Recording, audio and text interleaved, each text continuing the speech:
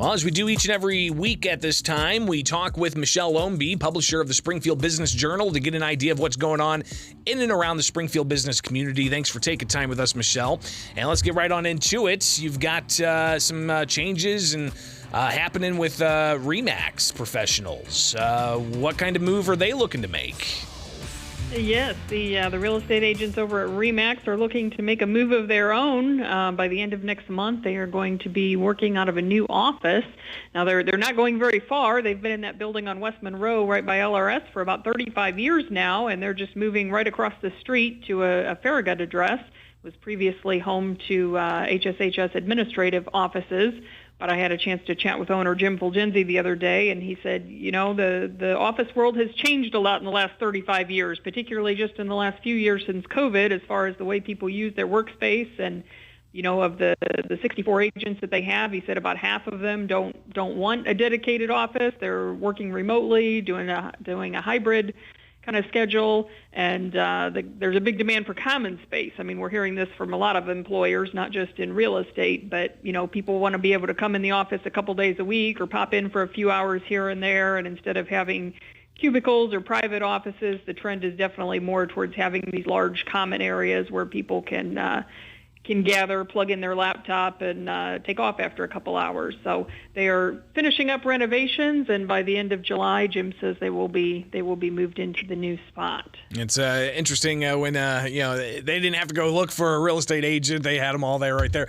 So yeah, good news there with RE/MAX getting a new location. Let's talk about Marine Bank and a merger that's happening. Yes, speaking of business trends, this is another trend we're seeing. A lot of these smaller banks merging with larger ones. We heard at the end of last year that Marine Bank was going to merge into Morton Community Bank, and they're going to be branded as Clock Tower Community Bank. So you'll start to see the Clock Tower logo and signage and all that. This adds about 10 additional locations to the Morton Community Bank footprint. They are an employee-owned company, so they noted that they're going from being the family-owned business of Marine Bank to an employee-owned company, but their banking facilities in Springfield and Chatham have started the process of changing over. That was just finalized as of June 9th. And already seeing the Clock Tower Community Bank sign. If you're heading south out of Springfield, you'll see one of those banks with the new sign up. Noticed that the other day. I was like, interesting. Michelle Ownbey, publisher of the Springfield Business Journal, with us. Sad note to pass along. A long-established eatery club. It's going to go by the wayside. Sangamo Club. Tell us about that. Yeah, speaking of changing trends, this was one that tried their best to keep up with the times, but, the Sangamo Club was actually established in 1890, and, of course, the roster of members over the years sort of reads like a who's who of Springfield, a lot of the prominent business people and families and all that. And, in more recent years, they had made a big push to try to attract families and younger professionals and that sort of thing, but membership had dwindled just from about 1,000 members in 2016 to around 250 currently. So again, just in the last few years, they've seen a pretty big shift, and families aren't gravitating as much towards formal sit-down dining and all that.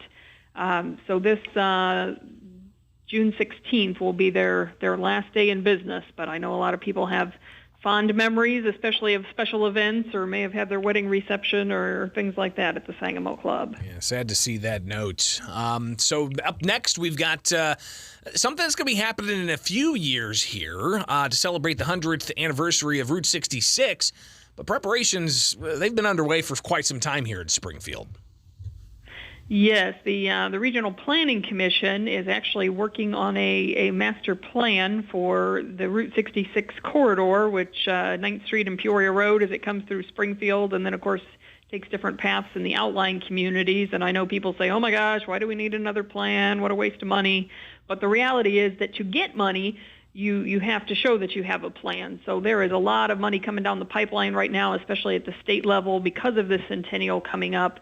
And, of course, Springfield is all about tourism. We already have Abraham Lincoln, and actually a huge number of visitors, particularly international visitors, come here because of the Route 66 connection in Springfield. So the city and the county are trying to figure out how do we get more of them to spend the night instead of just making the drive between St. Louis and Chicago and eating at Cozy Dog or Motorhead's on the way. How do we get them to actually stick around and see everything that Springfield has to offer? So they're putting money into some additional attractions like the new Route 66 exhibit that just opened up at the fairgrounds that'll be there year-round. And they've got some other ideas for things to do along the corridor that will encourage people to slow down a bit and take a little more time here in Springfield. Well, and 2026 also going to mark the United States 250th anniversary, so that's going to be a big year all around for a whole host of things. Michelle Ownbey, publisher of the Springfield Business Journal. If people need to get their hands on this, which I encourage they do, tell us how they can get a copy.